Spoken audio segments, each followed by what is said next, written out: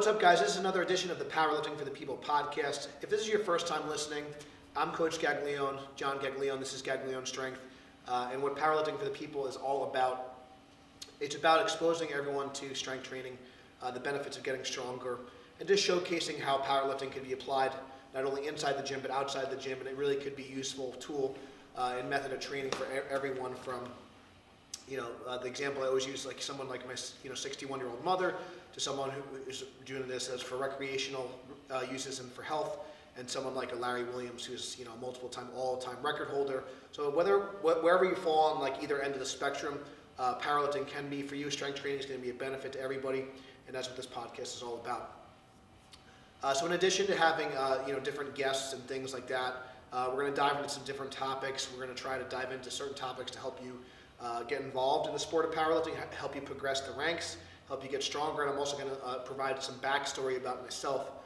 So if you listen to some previous episodes, we talked about a little bit about my backstory, like why and how I got involved into coaching and sport of powerlifting itself. But just to kind of recap in a nutshell, I was a former athlete. I use athlete in quotes, but I played football and wrestling growing up at Plainridge High School right here in Strong Island, New York. I worked very hard. I went to morning wrestling. I did workouts. I trained in season. I trained off season. I did camps. I basically did everything you could, but I didn't really train smart. I didn't really always train optimally as far as technique and movement, and didn't really know a lot about injury prevention and nutrition at the time. So I had a lot of injuries. I tore my hamstring. I tore my intercostal muscles. I actually had more injuries in high school wrestling and playing football than I have, knock on wood, throughout my about my 12, 13-year powerlifting career. So I learned a lot over the years, and that's also what drove me to be a coach. Which kind of leads me to our topic of the day, was why I kind of went through this whole body transformation, why I chose to lose weight. And again, for those that are unfamiliar, I've been as heavy as 340 pounds, and currently sitting today, I'm about 230 pounds. So I've lost, in the past 2 years specifically, I've lost over 100 pounds of actual tissue, it's mostly fat mass. I've been able to keep most of my lean mass through the process, about a 4 or 5 pounds difference, according to the in-body, and about 20% body fat. So I was well above 40%, which is really bad, really obese, really unhealthy. Blood markers were not good, and then now I'm down, depending on the day, just shy of, just under 20% body fat, which is nothing earth-shattering, but it's definitely getting into that healthy range, and I'd like to continue to get healthier. So just to recap a little bit, because I have yo-yoed a lot over the years. I was always kind of a chubby kid growing up. Always kind of, was the kid, the classic kind of example, which is, it sounds cliche, but it's really true. Definitely introverted and shy, and definitely picked last in gym class for things like kickball and things like that. To this day, I'm not really super, like what I would consider like athletic. If you ever see me try to throw a ball or anything like that, I'm not really much of an athlete in terms of hand-eye coordination and movement skill. But I found this really cool. I remember my middle school teacher at the time, I was a bigger kid. I was probably like maybe in 7th grade, I was probably like over 200 pounds. I might have been like 220 or so. Kind of spitballing just markers here. He made me come out for football, and then football ended up, after I kind of enjoyed that. It wasn't like an amazing thing, but I was able to kind of, since I was a bigger kid, I was able to move some people around on the line, and that was kind of my first kind of little glimpse of athletic success. And then as a 7th grader, I ended up joining the wrestling team. I remember I was very self-conscious. I wore the t-shirt under the singlet and stuff, and that was a whole thing. And just getting in that one-piece little suit, as if you're a powerlifter watching, you kind of understand how putting that singlet on for the first time could be, if you have some body image issues, that can be very problematic, especially from a psychological standpoint. But I owned up to it, and I remember. Since I was so heavy in 7th grade, I think got like 3 or 4 matches, and it was hard for the coaches to find other athletes around my weight at my ability level and size. And I remember I was defeated at the time, and I remember I actually won my final match in 7th grade, and that was kind of the spring point. I had my first true kind of glimpse of success where I wasn't on a team. That was all me. I earned that victory, and I got my hand raised. And that was one of the things, and I still love about wrestling, and actually one of the reasons why I'm still involved with the wrestling community. For those that don't know, Trained many wrestlers over the years, and that was actually how I got my start into coaching and personal training. I started to volunteer at my old high school at Plain Edge for strength conditioning for a couple of years. I started personal training, and I helped many athletes become conference champions, county champions, and even state champions, and even become NCAA qualifiers going into the collegiate setting. So wrestling has always been a big part of life. It taught me a lot about hard work and discipline. So moving into eighth grade, I started to kind of train a little bit harder. I took it a little more serious because I had that little glimpse of success. And while this is not earth-shattering by any means for somebody that is, again, quote-unquote unathletic and shy and all this stuff, what was cool about wrestling, since it was a one-on-one sport, I noticed that the harder I worked, the better I got. And I had a little bit more control over my performance and the outcome, which was very cool for me. So I think I went 8-0, so I was undefeated. So I went from almost being defeated to undefeated in eighth grade. So that was a really big, cool thing for me. I think I had 7 pins and I had 1 decision, which was really cool. Now that being said, I was still very big. I still had a lot of health problems. So what ended up happening was, as a 9th grader, the varsity team did not have a heavyweight. So in my mind, as a 9th grader, I thought I was probably a lot better than I was, but I didn't realize, and this happens in powerlifting too, this happens in other sports, when you're at the very bottom or the very end of the spectrum, and this kind of happens kind of with Wilks points and things like that, and sometimes, you don't have as much competition as like a heavyweight or a super lightweight or a super heavyweight or a super lightweight. So just kind of by default, I worked kind of hard, and I was good enough that I was able to wrestle varsity as a 9th grader. Now looking back, I realized that I was not really good, but at the time I thought I was, the bee's knees, that I was wrestling varsity as 9th grader, and I felt pretty good. That being said, I did place in a few tournaments, and I did get my lumps. Oftentimes, since I was heavier, as a 9th grader, I was 275 pounds, and not nearly as lean as I am now. Not nearly. I remember when we got we had to do weight certifications for wrestling, and I remember my minimum weight class as a 9th grader was like 145. And I was 275, so that's how much body fat I was carrying as a 9th grader. So not really too lean, definitely a roly-poly. Maybe I'll see if I can get dig up some old pictures for Elvis, and we can kind of post them inside the video. I can dig up some fun pictures of me in my wrestling days. But so as a 9th grader, I had some success. I remember I just missed being all conference. I think I maybe took 5th in the conference tournament, 5th or 6th. My freshman year. But, as I started to train more as a 9th grader, I didn't have the success I wanted.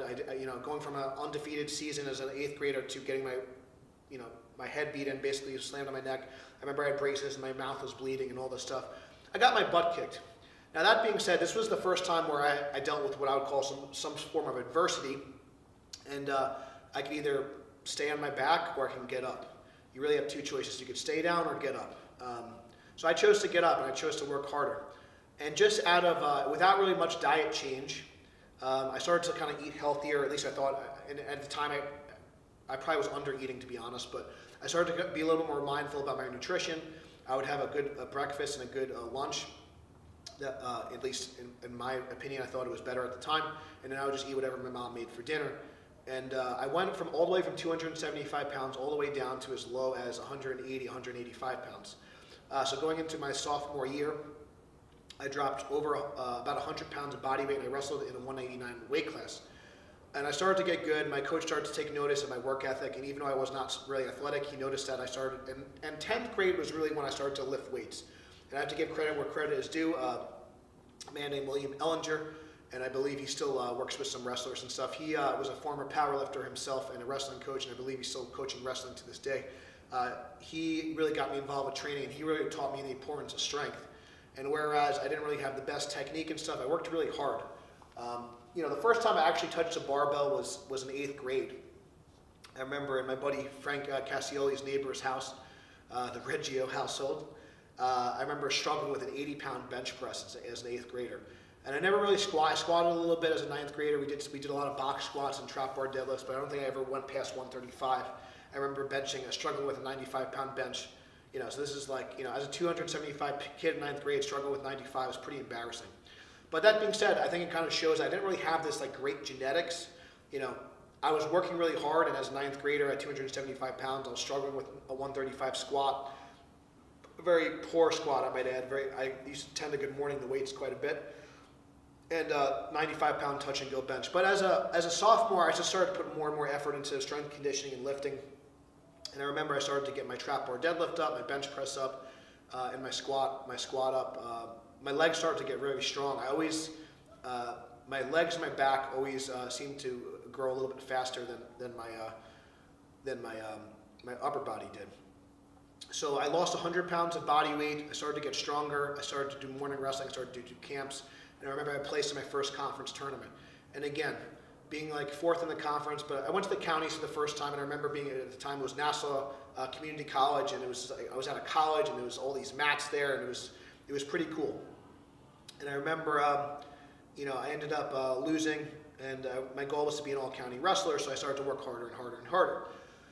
Fast forward into my junior year, I stayed at 189 once again, and toward the end of the year, I ended up tearing my intercostal muscles, which is not fun, so the muscles in between my ribs. And if you guys see any pictures of me, if you've seen any, especially, this was very apparent when if you could see my picture when I made the 220 class, and then we get a snapshot, you can actually see kind of where that injury was. You can see like my ribs pops out a little bit more on my left side over here. And that's kind of, I have some type of scar tissue there or some sort of calcification. I'm not sure, but it's very apparent that my ribs kind of stick out a little bit more on this side because I tore something in between my ribs, my intercostal muscles. It was very painful. I couldn't really breathe. So being the hard worker I was and being a little bit more stubborn, I tried to come back for the counties. I remember I ended up re-hurting my intercostal muscles once again in the qualifying tournament. So I ended up just defaulting to 6th place, but my goal was just to try to make the counties again, and I just didn't have enough time to recover, and that's kind of part of being an athlete. So fast forward again to I ended up wrestling 215 pounds, but I weighed in very light. I probably would, my weight would kind of be between 190 and 200 pounds. I continued to get stronger, but again, I didn't really do things the right way. I ended up tearing my hamstring the first practice of football. And kind of a similar tale, I wanted to kind of complete my senior year of football. So I ended up coming back a little quick, and I ended up having to be more of a defensive wrestler my senior year, and I didn't really have the season I wanted because I was basically wrestling on one leg. Even still, I beat some all-county kids. I placed very well in a lot of tournaments, and I had over 30 varsity wins, which is decent, even to these standards today. I wasn't a great athlete by any means, but for the fact that I was able to have over 30 wins and place in a lot of great tournaments, beat a lot of all-county, even beat an all-state kid my senior year, basically on one leg, I was very proud of myself for that in hindsight. But the big tragedy for me was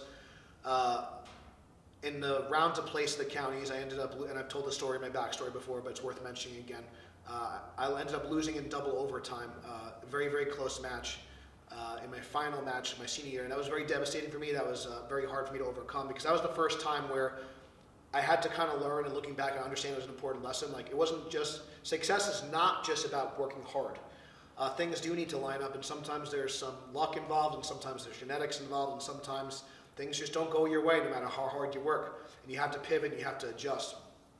But I learned that you can't just work hard, you have to work smart. And along the way, sometimes I ended up kind of forgetting that lesson, but we'll kind of go into that a little bit later. But I ended up starting competing in powerlifting at 18 years old in the 198 class. And I kind of fell into that same trap of just working harder and not working smarter once again, and I kind of lost patience. So I started to balloon up from 198 to 220 to, I actually ended up skipping 242. I went 242, and then I ended up skipping 275s, and then I went 308, and then I went super heavyweight. And then around 2013, 2014, I met my good friend, I met Mark Bell and Jesse Burdick, and actually this was Mark Bell's and Jesse Burdick's, I believe, first ever seminar. This was at Zach Evanesh's gym. This was probably around 2012, 2013 or so, so many years ago. Actually it may even be longer, it might be 2011. It was somewhere between 6 to 8 years ago. I don't have an exact pinpoint, but shortly after I started working with Jesse Burdick for my diet and my programming, this is probably about 8 years ago now. Yeah, about 8 years ago. So about 8 years ago, I ended up hurting my shoulder. I was doing some kettlebell lifting for a little bit. I ended up just having an injury, so again, doing some stupid stuff, but I dislocated my shoulder. I partially tore all of my rotator cuff muscles there. That was probably the worst injury I ever got lifting. And again, I've never had a really severe injury powerlifting, knock on wood, but I had one major injury kettlebell lifting. So this is around the time I was starting my business, and I didn't have time to always like get my powerlifting equipment and things like that, so I was just trying to still stay competitive and do some other stuff. I even did some competitions in kettlebell lifting for a bit, which if you want to dig up some old stuff on my YouTube channel, that could be a fun. You can see me doing some cleans and jerks and things like that. We call that the long cycle in gear voice sport kettlebell lifting. But I was in a really dark place. I was really fat. I was 340 pounds. I was super unhealthy. I was fat. I was weak. And I was stressed out. I was working. I was teaching at the time. I was coaching. I was trying to start my business. So I'm like, I needed help. So I enlisted the help of Jesse Burdick. And we went on a diet called Carb Night, which essentially, if you guys aren't familiar, it was an old kind of thing popularized by a man named Kiefer.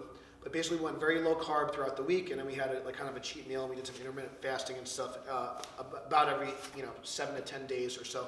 And then we started to have the treat meals, the refeed and the carb meals about once a week. And I dropped about 60 pounds of fat. But what was really cool about this whole transformation, I was able to lose weight, and I was actually able to since I was still newer to gear lifting and equipment, I went from, I want to say, with Jesse Burdick, I went from around a 650 to 700 pound squat to an 850 pound squat. I was able to, I want to say my bench kind of stayed around the same, the low 500 range. Again, this is in the shirt. And then my deadlift, I finally got up into the 585, 600 range with Jesse as well. But this was also, I went from 340 to about 280. And, I had a lot of progress. So it was a little bit unrealistic for me to sustain that, but in my head, I thought I can continue to do it. So I ended up reverting back into bad habits, and I ended up kind of over the next couple of years, going into fast forward to 2015, I ended up getting my body weight back up to 335. I was able to get my raw squat to 705, my raw with wrap squat to 750. I was conventional deadlifting in the mid 600s. At my best, I did 635 for a double.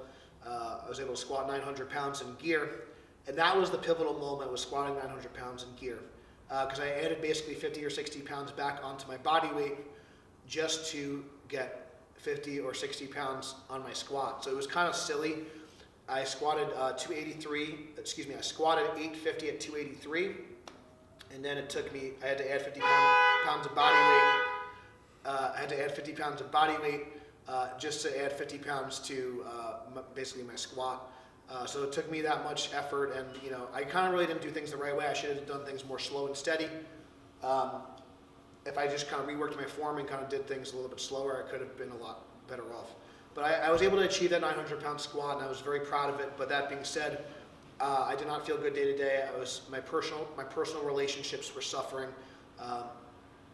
I had kind of a lot of turnover with friends and things, and people leaving the gym, and I take a lot of personal responsibility for that. I could have handled things a lot better. I was so fixated on just the numbers that I lost sight of my health. I lost sight of my personal relationships. I lost sight of the team and what we were trying to do at the gym. And I wasn't really practicing what I was preaching. I was not leading by example. I was not leading the front, and I was a little bit too fixated on just my numbers. So I think it's really important that you always ask yourself why. And that old quote is, the juice worth the squeeze. So for me, while squatting 1,000 pounds sounded really attractive, especially once you get 900, if you're always chasing numbers,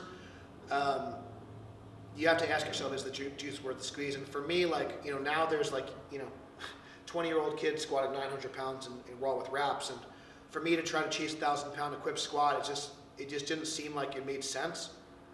So I made a little bit of a compromise myself. I ended up squatting 1,000 pounds to a very high standard I should say a low standard, high depth. Low standard, high depth. I did it as an exhibition lift. I was able to do that in the gym. I just wanted to kind of say I had 1,000 pounds in my back, so I was able to check that kind of lift off my bucket list, and then mentally I was able to kind of say, okay, now I'm going to really commit to getting healthy, losing weight, and doing things the right way, and kind of doing this for the long haul. Like I mentioned before, I've been doing powerlifting and coaching for about going on 13 years now, and I'd like to continue to do this for another dozen or 2 dozen or 3 dozen years, and I'd like to continue to keep competing and do this for a very long time. So I want to show people that you can have a good balance between health and strength and performance. So I started to lose weight. And I look at some of the videos now and even some of the things, and I'm like, man, like even just like how my face looked and everything, it's really crazy. But especially these past, even though the last year, but these past 2 years has been like a huge difference in my body, how I feel day to day, my energy levels. And I feel like we're doing so much more with the team and the gym. And my health has been like a direct reflection of what we're doing with, hopefully you guys see the social media content's improved, the gym is improved, the culture is better, the lifts are starting, and even the athletes' performances are getting better. We've qualified more people for the Arnold XBC finals than ever before. We're adding more people to the all-time rankings list. We're adding more people to the top 50 rankings list in the country. And I think that's a direct reflection, like in something my business coach said, you have to put your own mask on first. So whether you're a husband, a wife, a brother, a father, a mother, however you identify yourself. For me, like I identify myself as a coach first, 100%. I identify as a coach more so than a business owner. I identify as a coach more so than an athlete. I identify as a coach more so than a son. All these things are part of me, but I feel like I'm a coach first. So if I'm not healthy, and if I'm not doing the right thing, and if I'm not setting the example, I'm not going to be able to do right by our team and everyone under me. So I kind of drew a line in the sand, and I made this mental change that I had to kind of get myself. So my ultimate goal is to get to around 15% body fat, and I'm getting very, very close. And I believe that at that number, I can still look good, feel good, have good health, and still perform at a fairly high level, because I am competitive, and I do think it's important to have that competitive fire. And actually going through the precision nutrition course is one of the things they talk about in the book.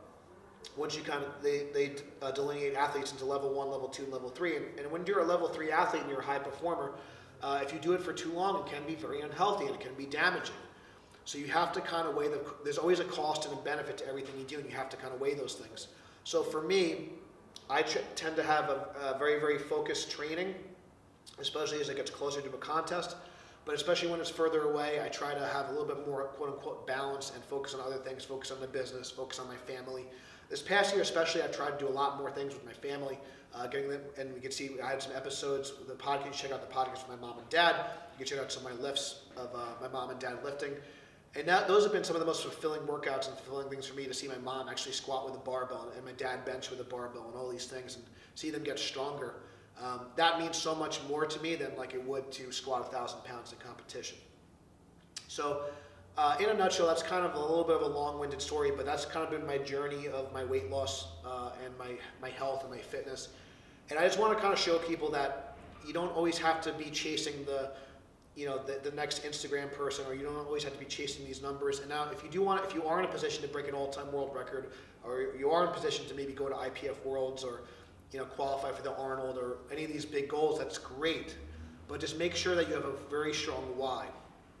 For me, one of the reasons I still compete, and my why, is because I want to kind of, again, it sounds cliche, but I kind of want to leave a legacy and a footprint with Gaglione Strength. I want to help as many people realize the importance of strength and get involved in powerlifting. In order for me to do that, in order for me to kind of leave my footprint, leave a legacy, build a stronger community, I have to be healthy. I have to be. I don't need to be a 1,000-pound squatter. So that's really important for me.